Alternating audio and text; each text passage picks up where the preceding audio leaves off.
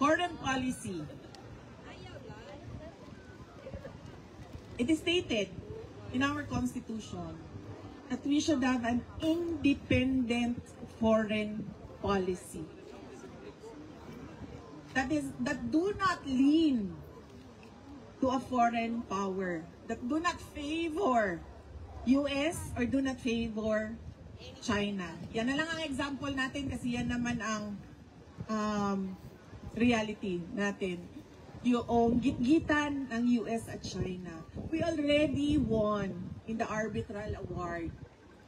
We already have an award from that case that we filed with using the UN Convention on the Law of the Seas. Nanalo na tayo dyan. Alam na ng buong mundo na sinabi sa arbitral award sa Pilipinas yan.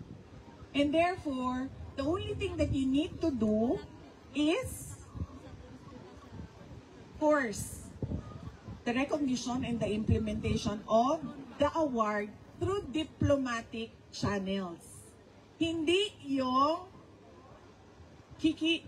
kikilingan mo, tama ba ang Tagalog ma'am? Kikilingan mo ang isang foreign power, papapasukin mo ang mga missile ng foreign power sa bansa mo na alam mong kinaiinisan noong kalaban niya na wala ka namang kinalaman sa gitgitan nilang dalawa. That is not independent foreign policy. Yung problema natin sa West Philippine Sea do not make up our entire relations with China. And so therefore, there is no reason for you to lean towards the US. You have to always stay in the middle because you are not a part of the bigger conflicts. You always stay in the middle.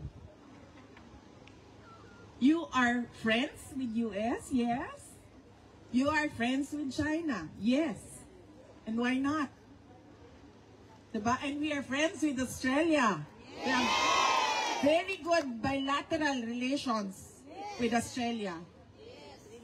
In fact, we want to take it to the next level and forge stronger ties with Australia.